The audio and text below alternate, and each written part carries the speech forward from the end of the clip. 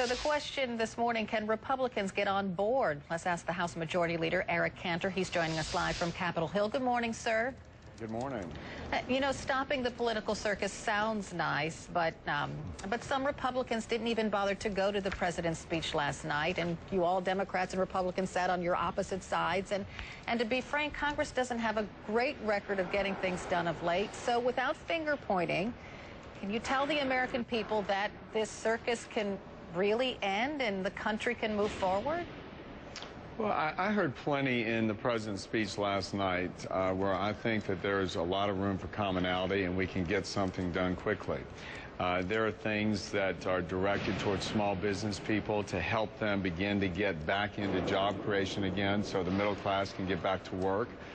There are proposals in the president's speech that talk about increasing trade so our manufacturers can see some increase in business to create more jobs.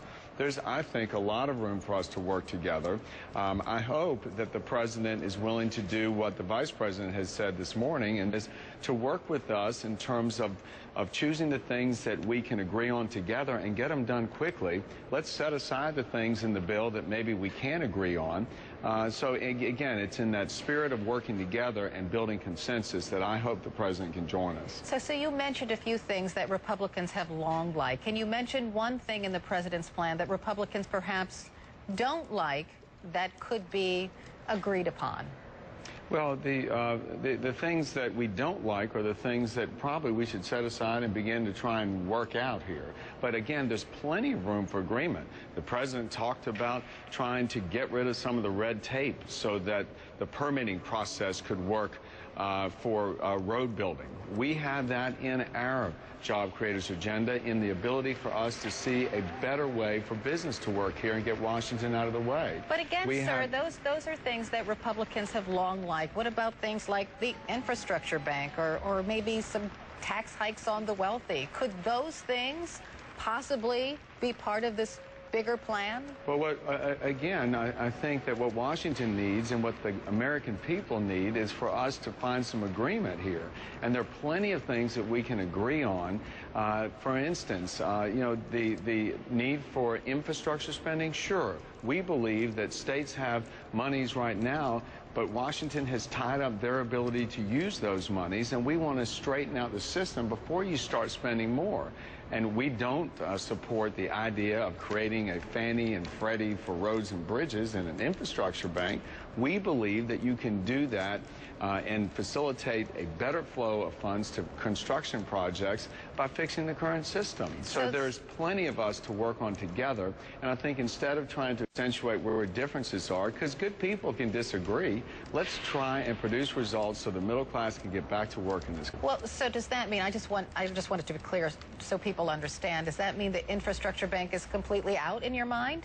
It doesn't mean, what it does not mean is that we won't work to try and get more money flowing to construction projects, because we believe that our roads and bridges are in need of repair and there are transportation needs that need to be addressed here in this country. We don't believe the mechanism of an infrastructure bank is the answer, because what that does is it takes it out of the purview of oversight and it doesn't allow the taxpayers who are funding this to see what's going on. We believe we ought to increase transparency, afford the flow of capital to the projects, but let's not go and create another type of Fannie Mae or Freddie Mac for roads and bridges, which is essentially what the infrastructure bank would be. What about the payroll tax holiday? Is that something that you could swallow? Well, I was interested to hear that the president supports now the employer side of the payroll tax, because, again, what the Republican plan for job creators is about is to try and provide incentives for business people to begin to hire again.